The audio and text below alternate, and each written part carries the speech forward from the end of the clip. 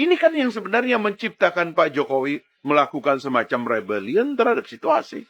Karena dia tahu ini nggak baik gitu loh. Nah yang begini-begini Bang, harus kita introspeksi. Ada salahnya kita. Masa Pak Jokowi terus yang salah? Kenapa dia dipanggil Mulyono? Karena yang punya ijazah fotonya yang dipakai Jokowi itu fotonya Hari Mulyono, adik iparnya, yang istrinya sekarang dikawinin sama Usman. Dan akhirnya Pengadilan Jakarta Pusat telah juga menyatakan tidak menerima gugatan yang diajukan oleh beberapa orang yang diwakili oleh Edi Sujana, dan gugatannya itu dinyatakan tidak dapat diterima.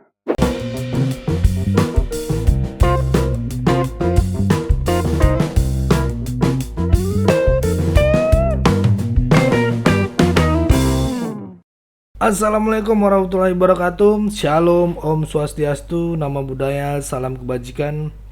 Kembali lagi dengan saya di sini Leonardo Sirait di channel kesayangan kita, Sirait Media.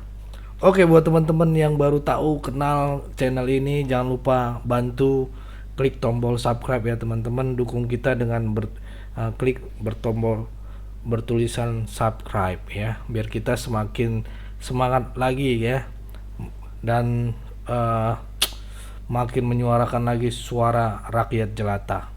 Oke, baik teman-teman, di kesempatan ini kita akan seperti biasa ya kawan-kawanku. Jadi kali ini kita tuh gue ingin ngajakin kalian nih untuk mencari informasi terupdate. Apa ya hari ini ya teman-teman?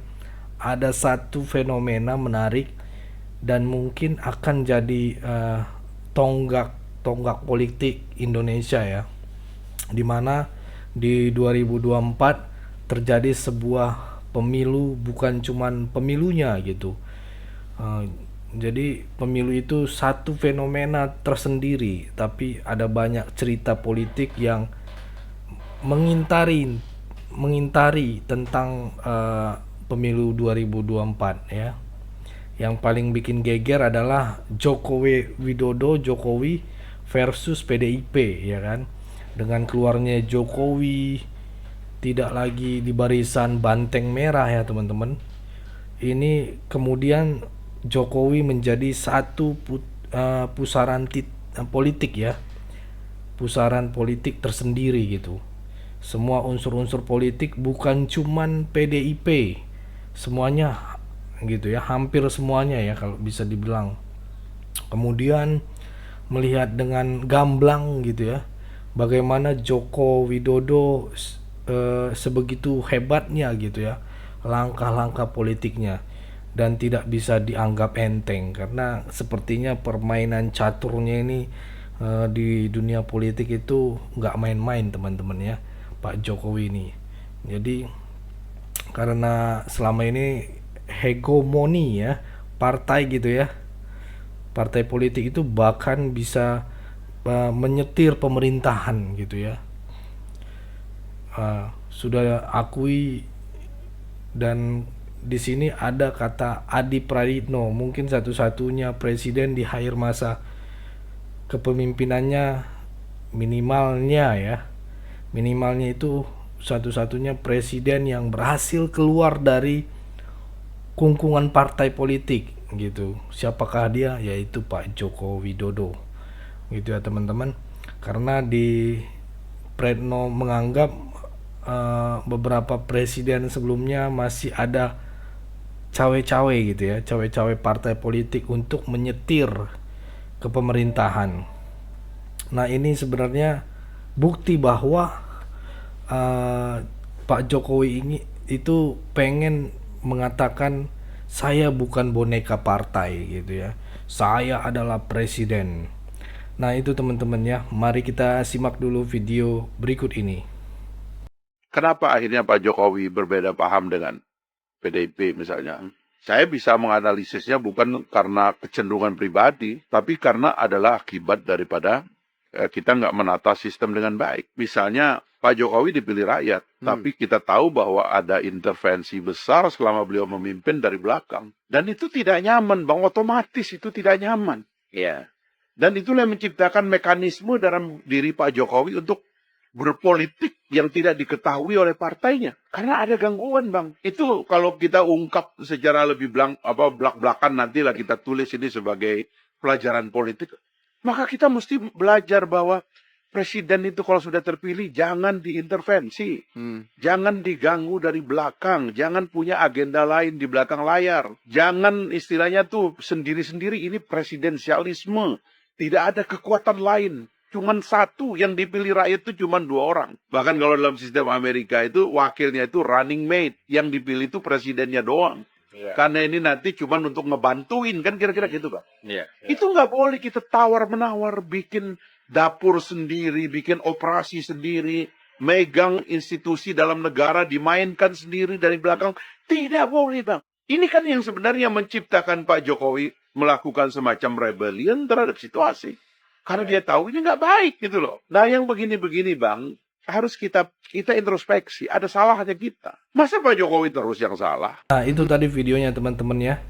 Menarik nih sudut pandang dari seorang Fahri Hamzah,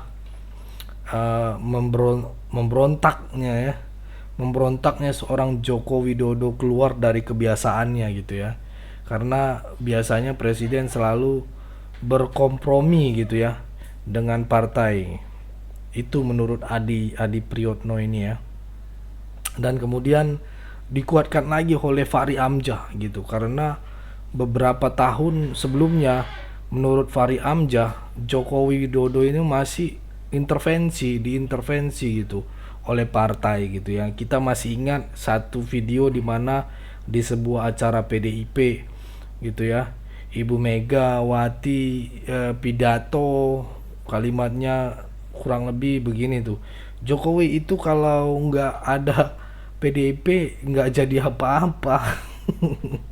Kan kocak ya teman-teman ya. Padahal ini presiden loh, ini sekelas presiden loh, milik rakyat Indonesia jadi gitu ya. Jadi menurut Fahri Hamzah ini jelas ya masih ada intervensi politik dari partai-partai baik koalisi ataupun partai pendukung utama dari sebuah pemerintahan, dan itu jelek teman-teman gitu ya.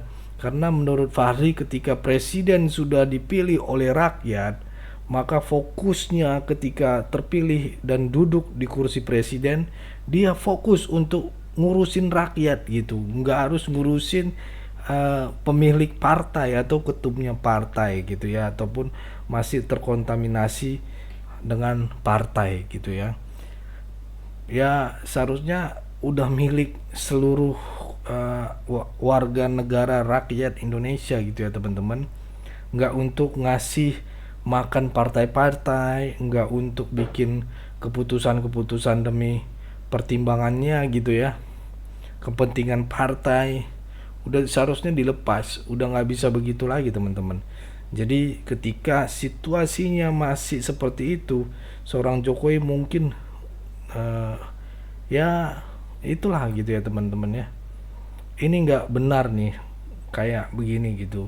Mesti melawan, mesti membangkang gitu ya. Nah dari situ mulai kisru nih, dari perjalanan politik itu mulai kisru gitu ya, politik 2024 ini. Dan ini banyak perpecahan itu ya, banyak pertengkaran, perang antara Jokowi versus PDIP, terus banyak lagi gitu ya. Memang membuat semua orang jadi ngelihat ini bahwa Jokowi ini memang ya inilah gua gitu, gua berani lawan partai gua berani lawan tinggalkan banteng gitu kan. Walaupun gua dibesarkan di banteng gitu, tapi gua lebih mementingkan kepentingan rakyat gitu ya. Ini politik benar-benar politik gitu lah ya. Ini menarik teman-teman, untuk itu kita bahas setiap harinya. Nah mari kita juga saksikan dulu video berikut ini. Punya panggung, karena kalau Anies punya panggung alias menjadi gubernur DKI Jakarta, Istana lagi yang disalahin, istana lagi yang disalahin. Katanya istana nggak mau Mas Anies punya panggung. Tapi kok berbanding terbalik ya dengan perkataan jubirnya Pak Anies tuh, Ges Khalifah, yang menyatakan bahwa Ges Khalifah mengusulkan untuk mengumpulkan KTP warga DKI supaya Mas Anies bisa maju jalur independen. Tapi Mas Anies menghormati partai politik yang kemarin mendukung di Pilpres 2024. Jadi sudah dah, jangan menggiring opini istana-istana. Jelas-jelas Mas Anies menghargai partai yang kemarin mendukung. Sekarang nyalahin istana lagi. Emangnya kemarin demo UU Pilkada sebenarnya buat seluruh daerah apa buat DKI Jakarta doang sih?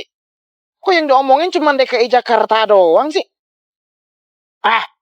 Nah, menarik ya kawan-kawan, karena Khalifah ya kan ini simpatisan Anies Baswedan ya. Itu memang mengusulkan udah deh untuk Anies nih, Anies Baswedan kayaknya dukungan partai itu sempit nih ya. Nggak bisa nih untuk kita maju independen. Walaupun banyak yang bilang banyak pendukungnya, elektabilitas dia naik, tapi kalau nggak didukung sama partai ya susah teman-teman. Sebenarnya Anies itu punya pilihan ya, bukan tanpa pilihan gitu. Dia bisa maju independen, cuman kayaknya dia males gitu ya, atau capek gitu ngumpulin KTP. Tapi emang beraninya eh, berani dia secara independen gitu kan? Kayaknya nggak berani mental untuk Anies jadi mengajukan pilkada di independen, kayaknya nggak berani teman-teman. Nanti komen di bawah ya, apakah kita sepikiran apa tidak, komen di bawah ya teman-teman. Kalau emang berani secara independen, komen coba di bawah. Emang dia bisa ngumpulin KTP rakyat Jakarta gitu kan? Yang kayak siapa? Darmakun ya kan? Darmakun kan bisa mengumpulkan 1 juta KTP gitu ya, untuk bisa naik ke independen gitu ya. Darman Pangerup kan kita nggak ngerti itu siapa, berani dia orang biasa ya, memang mantan jenderal tapi dia berani dengan jalur independen. Nah Anies ini nggak berani teman-teman, gue yakin nggak berani gitu ya. Kata pendukungnya ini tuh berlian di mananya gitu ya, banyak pendukungnya ini cuman di dalam media sosial doang gitu kan, cuman genjot-genjot di media sosial, akun-akun media doang gitu, tapi kan wujudnya nggak ada. Kita bisa tahu itu bisa jadi itu siluman teman-teman, siluman dari media sosial gitu ya. Ya itu ya teman-teman, mari kita saksikan dulu video berikut ini teman-teman. Kenapa dia dipanggil Mulyono? Karena yang punya ijazah fotonya yang dipakai Jokowi itu fotonya Hari Mulyono, adik iparnya, yang istrinya sekarang dikawinin sama Usman, ketua MK.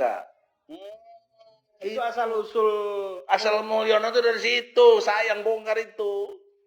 Pak Prabowo yang terhormat, saya justru kasih jalan keluar, kondisionalkanlah dengan ijazah palsunya ini, karena ini bukan peristiwa politik, ini peristiwa hukum. Jokowi harus terbongkar ini karena memang nggak punya, makanya dia dipanggil si Mulyono gitu loh. Kenapa dia dipanggil Mulyono? Karena yang punya ijazah fotonya yang dipakai Jokowi itu fotonya Hari Mulyono, adik iparnya, yang istrinya sekarang dikawinin sama Usman, ketua MK. Itu asal Mulyono itu dari situ, saya yang bongkar itu. Bambang Tri kalau mau jujur, yang bongkar sama Gus Nur lewat podcastnya itu. Saya diminta advokatnya, jabanin sampai sekarang nih, 2 tahun lebih saya bela dia.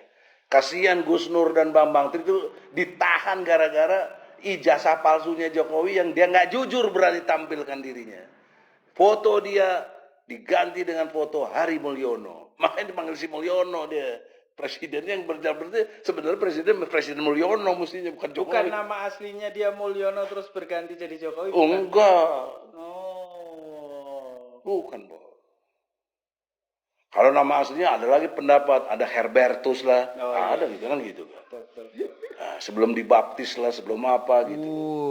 Jadi karena itu dalam konteks ini kejujuran, kebenaran, keadilan terus diungkap. Oke.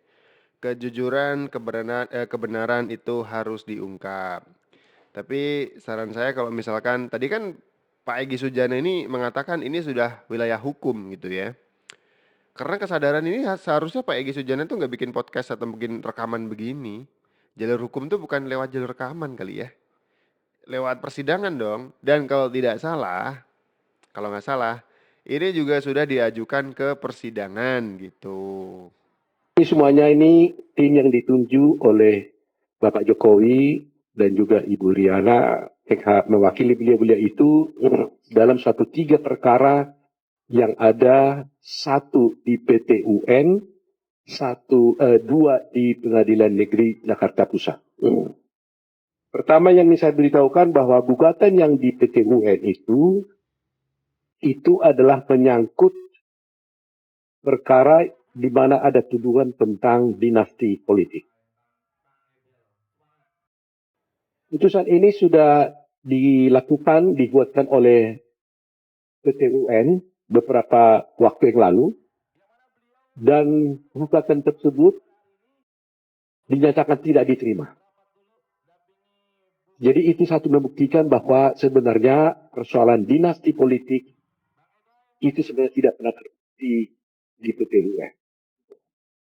Kedua, hari ini, tanggal 25 April, telah keluar putusan Pengadilan Negeri Jakarta Pusat sehubungan gugatan yang ditujukan kepada Bapak Jokowi, ada juga di sana KPU dan beberapa tergugat, nanti akan kami berikan.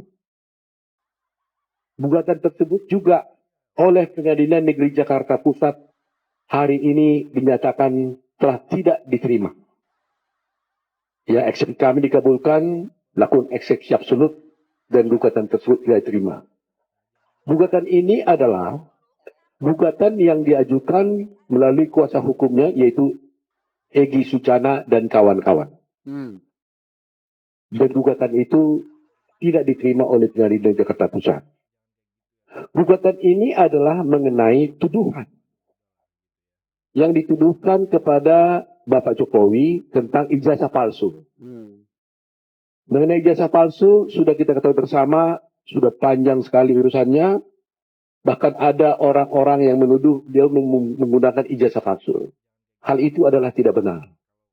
Dan akhirnya Pengadilan Jakarta Pusat telah juga menyatakan tidak menerima gugatan yang diajukan oleh beberapa orang yang diwakili oleh Egy Sujana, dan gugatannya itu dinyatakan tidak dapat diterima.